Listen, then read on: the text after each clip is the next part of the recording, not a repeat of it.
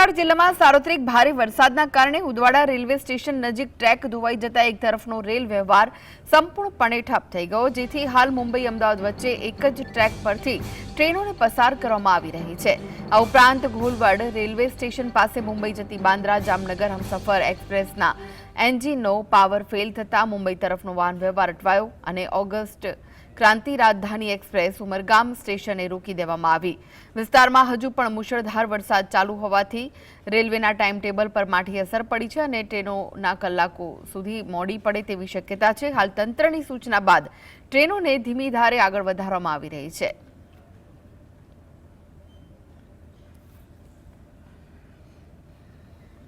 તો સમગ્ર દક્ષિણ ગુજરાતમાં ભારે વરસાદ વરસી રહ્યો છે, જેથી મોટાભાગના જિલ્લાઓમાં આજે શાળા કોલેજોમાં રજા જાહેર કરાઈ છે। હવામાન વિભાગ દ્વારા વલસાડ જિલ્લામાં ભારે વરસાદની તીવ્ર આગાહી કરવામાં આવી છે, જેને ધ્યાને રાખીને જિલ્લા કલેક્ટર દ્વારા નાગરિકોની સલામતી માટે એક મહત્વપૂર્ણ નિર્ણય લેવામાં આવ્યો છે। વિદ્યાર્થીઓની સુરક્ષાને પ્રાથમિકતા આપતા આજે વલસાડ જિલ્લાની તમામ શાળાઓ અને કોલેજોમાં સત્તાવાર રજા જાહેર કરવામાં આવી છે, જેથી શૈક્ષણિક સંસ્થાઓ બંધ રહી છે। આ સાથે જ ખરાબ હવામાન પૂરની સ્થિતિને જોતા જિલ્લા પ્રશાસન દ્વારા તમામ નાગરિકોને કામ વગર ઘરની બહાર ન નીકળવા અને સુરક્ષિત સ્થળે રહેવા ખાસ અપીલ કરાઈ છે।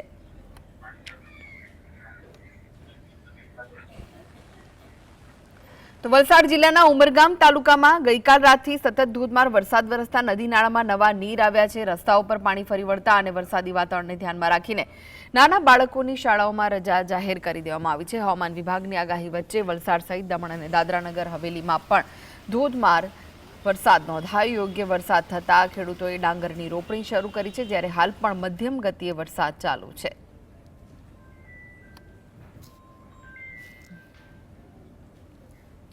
તો વલસાડ જિલ્લાભરમાં મેઘરાજાની તોફાની બેટિંગ જોવા મળી। વલસાડ શહેરની સાથે સાથે આસપાસના તમામ ગ્રામ્ય વિસ્તારોમાં પણ સતત ધોધમાર અને મુશળધાર વરસાદ વરસી રહ્યો છે। આ ભારે વરસાદના કારણે નીચાણવાળા વિસ્તારોમાં પાણી ભરાવાની ગંભીર સમસ્યા સર્જાઈ, જેમાં ખાસ કરીને વલસાડના ભાગડાવાડા સ્થિત આવેલી યોગેશ્વર નગર સોસાયટીમાં ચોતરફ પાણી ભરાવાની શરૂઆત થઈ ગઈ।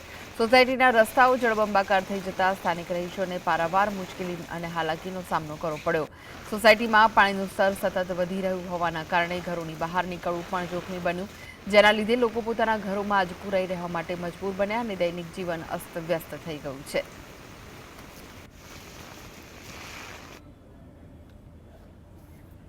વલસાડ જિલ્લામાં ધોધમાર વરસાદ વરસી રહ્યો છે। વાપીના ભેંતી વિસ્તારમાં મુખ્ય માર્ગ ઉપર પાણી ભરાઈ જવાના કારણે બસો ફસાઈ ગઈ હતી। એક ખાનગી બસ રસ્તામાં ફસાઈ જવાની ઘટના બની હતી।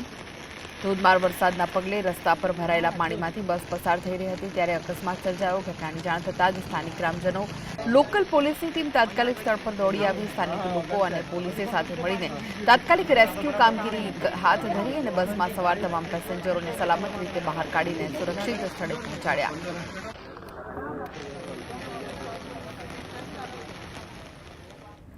તો વલસાડ જિલ્લાના કપરાડા તાલુકામાં આબ ફાટવા જેવી સ્થિતિ સર્જાતા 16 ઇંચથી વધુ આંકડાનો ધોધમાર વરસાદ ખાબક્યો છે, જેના કારણે તાલુકામાં પસાર થતા નદી નાળાઓમાં ઘોડાપૂરની પરિસ્થિતિ નિર્માણ પામી અને કચોડ તેમજ કાવચા રોડ સહિતના અનેક વિસ્તારમાં નાના પુલ તથા કોઝવે પાણીમાં ગરકાવ થઈ ગયા હતા। દમણગંગા નદીને મળતી તુલસી નદીએ રૌદ્ર સ્વરૂપ ધારણ કરી કિનારો વટાવતા તેના ધસમસતા પાણી પુલ પર ફરી વળ્યા। આટલી જોખમી સ્થિતિ હોવા છતાં સ્થાનિક લોકો જીવના જોખમે નદીના પ્રવાહમાંથી પસાર થતા કેમેરામાં કેદ થયા, જેના પગલે તંત્ર દ્વારા લોકોને નદી નાળાઓથી દૂર રહેવા અને સતર્ક રહેવાની સૂચના અપાઈ છે।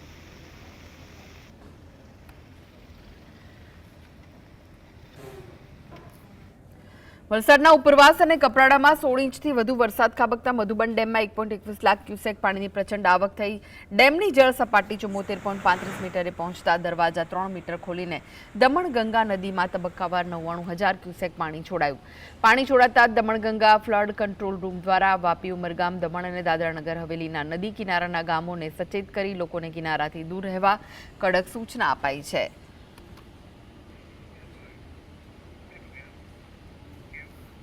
તો તાપી જિલ્લામાં રાતથી જ સાર્વત્રિક વરસાદી માહોલ જામ્યો। છેલ્લા 24 કલાકમાં ડોલવણ સૌથી વધુ 4.1 ઇંચ, ઉકાઈમાં 3.2, વ્યારામાં 3, વાલોડમાં 2.6, સોનગઢમાં 2.5 ઇંચ વરસાદ નોંધાયો।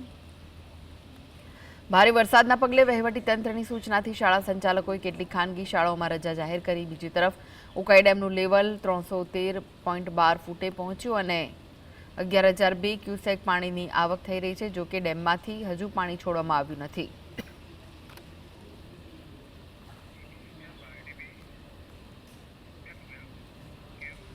વલસાડ જિલ્લામાં સતત પડી રહેલા ભારે વરસાદના કારણે નેશનલ હાઈવે 48 પર કુંડી ગામ નજીક પાણી ભરાઈ ગયા. હાઈવે પર રસ્તો જળમગ્ન થતા વાહન વ્યવહાર પણ ખોરવાઈ ગયો હતો. રસ્તા પર પાણી ભરાઈ જવાથી વાહન ચાલકોને ભારે મુશ્કેલીનો સામનો કરવો પડ્યો. હાઈવે પર વાહનોની લાંબી કતારો જોવા મળી હતી. ધીમી ગતિના કારણે ટ્રાફિક જામની સ્થિતિ સર્જાઈ. સ્થાનિકો દ્વારા પાણીના ઝડપી નિકાલ માટે તંત્ર પાસે માંગ કરાઈ છે.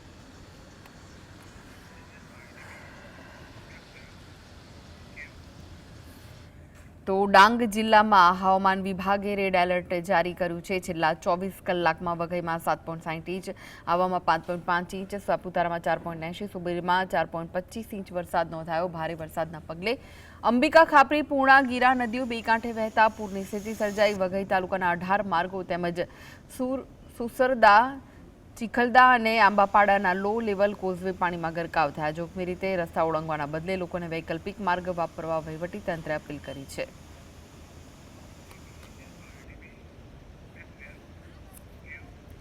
નવસારી જિલ્લા અને ઉપરવાસમાં ભારે વરસાદથી પૂર્ણા, અંબિકા અને કાવેરી નદીઓના જળસપાટીમાં વધારો થયો. તંત્ર દ્વારા શાળા કોલેજોમાં રજા જાહેર કરીને એલર્ટ આપવામાં આવ્યું. કાવેરીના પાણી બિલીમોરાના દેસરા વિસ્તારના 200 થી વધુ ઘરોમાં ઘૂસી ગયા. પૂર્ણા નદીની સપાટી 15 ફૂટે પહોંચી, જે 23 ફૂટની ભયજનક સપાટી વટાવે તેવી શક્યતા છે. કેચમેન્ટ એરિયામાં 24 કલાકમાં 20 ઇંચ વરસાદ ખાબકતા તંત્ર સાવધ બન્યું હતું.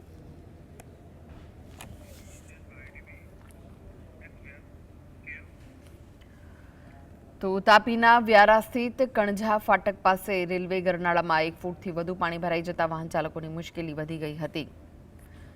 દર વર્ષે ચોમાસા દરમિયાન અહીં પાણી ભરાવાની સમસ્યા સર્જાય છે, જેના કારણે સ્થાનિકોને અવરજવરમાં ભારે હાલાકી ભોગવવી પડે છે. પાણીના નિકાલ માટે યોગ્ય વ્યવસ્થા ન હોવાથી વાહન ચાલકો અટવાઈ પડે છે. આ બાબતે સ્થાનિક તંત્ર દ્વારા વહેલી તકે કોઈ નક્કર ઉકેલ આવે તેવી માંગ કરવામાં આવી રહી છે.